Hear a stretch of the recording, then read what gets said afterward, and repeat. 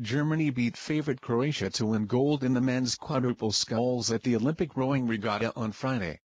The crew of Carl Schultz, Philipp Wend, Lorenz Schiff and Tim Grohmann led from start to finish to win in a time of 5 minutes, 42.48 seconds.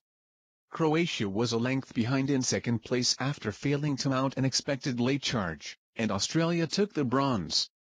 The Australians won the 2011 World Championship, but they and Germany had been upstaged this year by the Croats, who won all 3 World Cup regattas of 2012 and qualified fastest for the Olympic final.